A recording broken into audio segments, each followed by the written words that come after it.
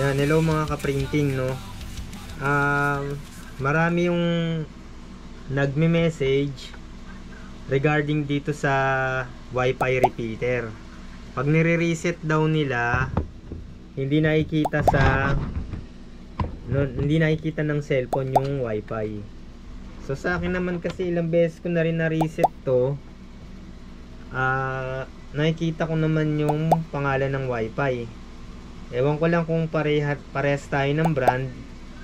Itong Wi-Fi repeater nito, yung shop sa Shopee ang pangalan ay Super Good. Yan. Yan, tingnan natin kasi ito nakakonect to Tapos i-reset natin, no? I-reset natin uli. I-reset natin uli. No? Yan, i-reset natin uli. Pagka dalawang ilaw hindi siya connected Alam ko sa Converge ko to na na naka-connect. Ayan, magbibiling siyang ganyan. Yan, dapat tatlo, no? Yan, ibig sabihin niyan connected na yan dun sa main router. Pag ganyan yung ilaw, yan yung normal. No, dapat umiilaw ng Yan. Yan yung ilaw, no? Makita kong maigi.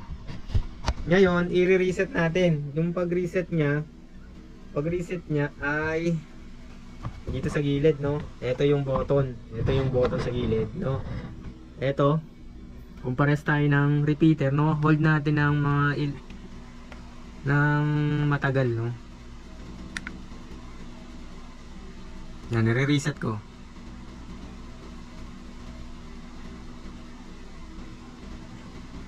Ayan. Nawala, no? Ayan, dalawang ilaw, no? Hindi na siya, hindi na normal yung niya, no? Dalawa na lang yung ilaw. Ngayon, i-check natin. I-check natin dito sa aking cellphone.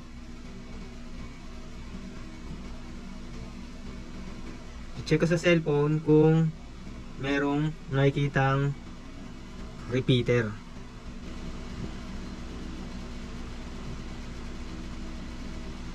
Ayun, may nakikita siyang repeater, no?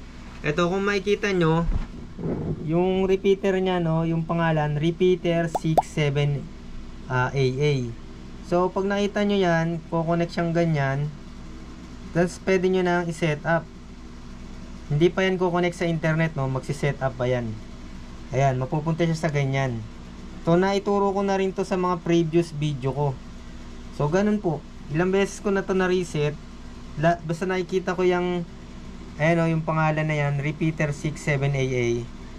Tapos, maglalagin lang ako. Tapos, pipili ako kung anong mode, no? Kung AP mode, no? Access point mode, o repeater mode. Pag repeater mode, wireless yon. Pag AP mode, kailangan mo ng LAN cable. So, ito na ko na to, no, na-topic ko na to. Ito baka i-topic ko na rin sa ibang araw, no. So, yun, lagi ko pong ilang beses ko siya na-reset, pero hindi naman tulad sa mga na-experience nitong subscriber ko na hindi nila nakikita yung pangalan ng Wi-Fi repeater. Kasi mawawala na yung nilagay mong pangalan magbabalik siya sa default, which is yung default niya repeater 67AA. Hindi ko lang alam kung parehas din tayo ng pangalan, no? Baka kasi pag ibang unit, baka hindi ganito yung nakalagay. Baka magbago dito, baka 67AB, mga ganon. So yan, ilang beses ko na na-reset, no? Kaya nagtataka din ako dun sa mga nagko-comment na working naman daw yung kanilang Wi-Fi repeater, pero pag ni-reset nila, hindi nakikita yung sa Wi-Fi. So pagka kasi ni-reset nyo, kailangan yung uling i-set up. Pag hindi siya na-set up, hindi mo magagamit, no? Kailangan ma-set up muli siya, no? Tsaka yung ito, pag nilagay mo lang within dun sa malapit sa main router, no, parang hindi ka rin nag-repeater kasi sakop pa rin naman ng router mo yung radius, no, yung radius ng signal. Kaya ka lang naman nagre-repeater, no, para mas malayo pa yung marating ng signal, no. Halimbawa ito yung main router, tapos ito yung repeater. Hindi mo siya ididikit diyan, ilalayo mo. Tapos yung masasakop niya syempre na signal mas lalawak. Kunyari yung pabilog na ganyan, no, halimbawa ito, yung pabilog na ganyan, kung handito lang yung main router mo, ito medyo lalayo pa, no, kasi hindi na inaabot ng main router mo yung ganung kalayo. Kumbaga parang ni-repeat niya lang yung signal, no.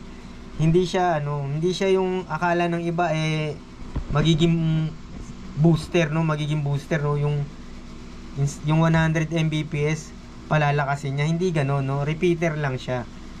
Siyempre mababawasan pa rin yung speed niyan kasi merong kumbaga sa tubig may mga losses yan. Habang lumalayo yan, may mga losses yan na signal. Halimbawa 100 Mbps to, maaaring magiging 50 na lang to, 50, 30, ganun, depende rin sa layo. Pero yung mga ganong speed na 50, 30, 10 nga, makakapag-play pa rin ng video yan sa cellphone.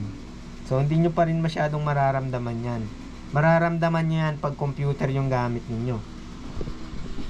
Lalo na pag mga nag-upload kayo, nagda-download kayo, mas maganda pa rin yung nakakable. Yan. So yun lang naman yung no, halimbawa yung kabilang kwarto hindi na nasasakop ng main router nyo, doon lang kayo gagamit ng repeater. Pero kung nasasakop pa rin naman ng signal, kahit hindi na kayo mag-repeater. Pero usually pag yung mga may bahay na second floor, may mga rooftop, no, mas okay na may repeater. Pag mga rooftop naman, nasa second floor na, hindi na repeater mode yung gagawin ninyo, access point na. Gamit kayo ng wire para umabot sa malayo yung inyong wifi repeater. Parang mag-a-act na rin siya as router, panibagong router. So yun lang mga ka-printing, no. Ito kasi to sample lang sa Super Good, no. Kasi bigay lang to, sample lang to. Merong mga akong nakita na vlog na yung ganito nila walang laman sa loob, no. Kumbaga parang scam lang, no. Pero ito kasi naman sa akin okay naman, no.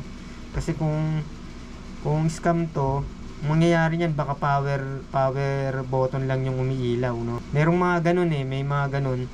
Ang gumagana lang LED ilaw, pero wala naman talagang logic board sa loob, no. Kumbaga peke lang. Pero to okay naman tong yung nabigay sa akin sample. Sa Super Good ko to na yung nagbigay sa akin ng sample nito. Nasa 300 pesos ito. Pero kung gusto niyo ng kasi ito China made to kung gusto niyo talaga, bili kayo ng mga branded, no, yung mga nagkakahalaga ng 6 hanggang 1,000, mga ganun. Yung mga branded, mga TP-Link, no, Xiaomi. Kasi to, kumbaga generic to walang brand Yan, so yun lang po mga ka-printing, no. Huwag natin kakalimutan mag-subscribe. Yan. Salamat po.